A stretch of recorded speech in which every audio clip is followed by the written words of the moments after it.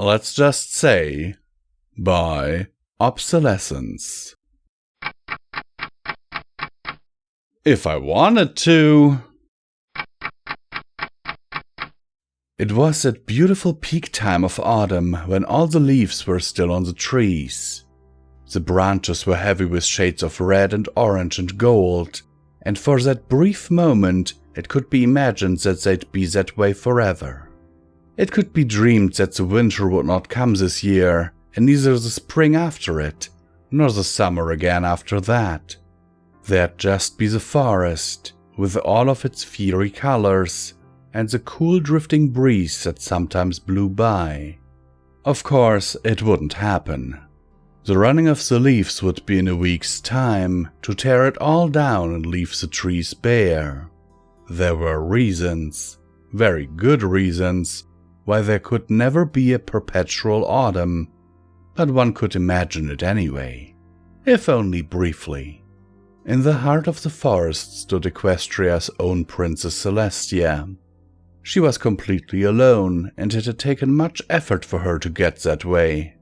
Canterlot was presumably in an uproar about her mysterious disappearance, particularly when she was due for meetings with 3 different ambassadors, 2 distant relatives, and a concerned citizen. But so what? She felt free for a flickering moment. Not free enough to forget that she was still the princess and that, inevitably, invariably, she'd be found and brought back. But so what? So what? She was technically away from it all. Still in Equestria, but away from the rest of it. The ponies, her loyal subjects.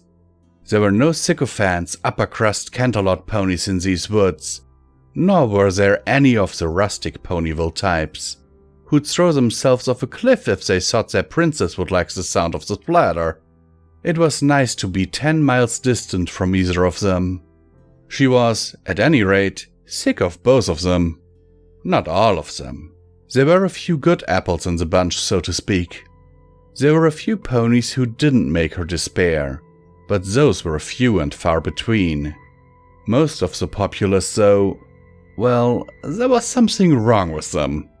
They were shallow or stupid or, more often than not, both. Plus a few extra character flaws for good measure. And they didn't even know it. Didn't even notice how silly it was to panic and scream over every little thing. Didn't even realize how stupid it was to build their identities around the appeal of every flash-in-the-pan pony who achieved some minor fame in Canterlot. Didn't even. Well, meaning idiots, the lot of them. There'd been an infestation in Philadelphia just a few months ago. Paris brights, nasty little buggers. What had brought them? Well, some traveling sales ponies nonpareil had got the bright spark idea to go sell them as pets. The town, for its part, had been stupid enough to believe that Paris brights of all things would ever make good pets. A spark, some dry leaves, a fire. And who'd been forced to clean up that mess? Who'd been called out of Canterlot to solve the problem Philadelphia had set on itself? Why, the princess, of course. A squirrel scampered by, twisting and turning its way past her legs. Birds, who hadn't the good sense to go south already, chirped in a lovely little chorus. Yes, this was lovely. The sort of thing a princess needed when she wanted to get away from it all. Not away from it all forever. She'd never get away from it forever. Unless... I suppose... she began, speaking to no pony in particular. Suppose I killed them all. A passing-by bunny stopped in mid-hop and stared up at her with its big black eyes. Was it listening? Had it heard? Did it understand? Maybe.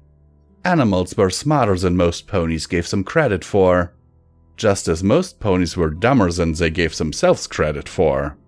Let's just say Celestia repeated, now for the pleasure of her little woodland friend as well as herself. That I killed every pony. Hypothetically, of course, she added when the bunny's eyes widened. I'm not being serious, but let's just say... A few more animals scurried up to listen, trying to figure what all the fuss was about. A hedgehog poked its head out from inside a log. A squirrel peered down from a low-hanging branch. It was an audience in the making, but Celestia didn't mind. She welcomed it even. The more ears there were to hear her crazy ideas, the more sense she could make of her own rambling. It wouldn't be very difficult, to kill everything, she told them. If I really wanted to. Which I don't, she added again. But if I did... The hedgehog chittered something. She didn't know what it was really trying to say, but she took it to mean how.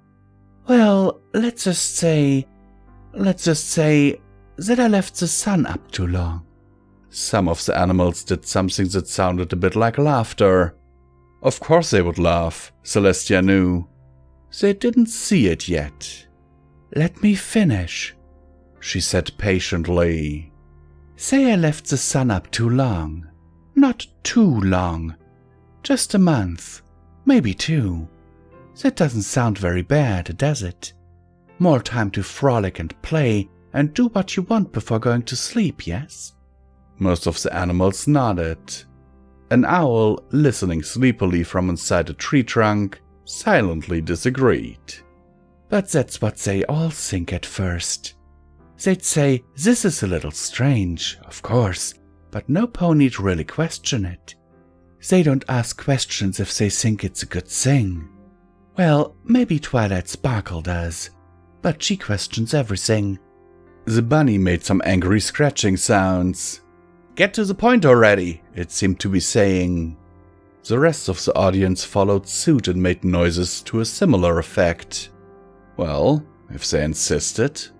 And without any of them realizing it, it would happen. All the water would dry up, slowly at first, too slowly for any pony to notice. But all the rivers and lakes and ponds in Equestria would eventually evaporate, little by little. No nighttime for them to cool off, you see, just heat from the sun, for days and days and days. The plants would all shrivel and die. They'd try to keep them for a while, maybe schedule a few more storms, but it would only be temporary. The water won't last. Sooner or later, all the crops will wilt and turn brown. They'd still have the food stores, but those won't last either. And even if they did, what would they drink? The forests would burn at some point, dried out so thoroughly that just the tiniest flare would set off a fire. Probably the towns would burn down too. Only Canterlot is anything approaching fireproof. Small consolation that. Once all the water's gone and the food's gone too, and everything's dead, it just takes that one last wildfire to wipe out everything completely and makes the land a desert proper. So that's what we'd have when all's said and done. A desert. A vast, sprawling nothingness where Equestria used to be, if I left the sun up for too long. All the animals were staring up at her with wide-open eyes. Not the tiniest noise could be heard in the forest at that point, not even from the birds. She could just tell that they were all thinking the same thing. Why would you do that? I wouldn't, she assured them. I'm not going to. I love all my subjects, even when they're being very stupid. But if we just say that I did... She swallowed and thought about it for a second more. If we just say that I did, maybe I'd finally... But before she could go on, a voice could be heard passing through the trees. Princess, are you out there? It sounded very much like a royal guard. Oh dear, they've found me at last. said Celestia, just the tiniest bit annoyed that she'd been interrupted. I'd hoped for a little bit more time. Princess? The voice repeated, closer and louder this time. I'm here, she called back. Follow the sound of my voice. Stay where you are, Princess. We're coming for you. Soon enough, a pair of gold-armored stallions trotted up and bowed before the princess. We are glad to have found you, Princess, said the first. Every pony was much distressed to hear that you'd gone missing. There is much work to be done now in Canterlot, added the second. The ambassadors are all furious with you, and there is talk of a petition requesting that the princess pay more attention to the state of the... Of course there is, Celestia sighed. Let's go then. Come on. She turned to her new animal friends and gave them a wink before trotting off, flanked on both sides by her guards. A minute passed. 2. Hoofsteps in the distance and then silence. The animals looked at each other, then at the sky, and they saw autumn sun shining brightly above them. They prayed very hard that it would go down soon. Hello everyone, this is once again Common Time with Visual Pony, and once again I will remind you that you can support Pony Wolf Productions through the links down in the description below. There is so much you can do to support us and help us keep the lights on around here, which I'm very sure you want to do. So there's a merch store, there are one-time donation links, there's a Patreon. You can become a channel member, there are so many things you can do to support us. And now let's get into the meat of the matter. Or the fire of the matter? Sorry for the pun. I find it interesting that Celestia is giving it serious thought how she could kill every pony. And the method that she's choosing is taking all their water and food away. Technically starving her subjects and making them die of thirst. Oh god, can you imagine the panic that would happen? Just like there would be battles in the street for simple things like an apple or a last bit of edible grass.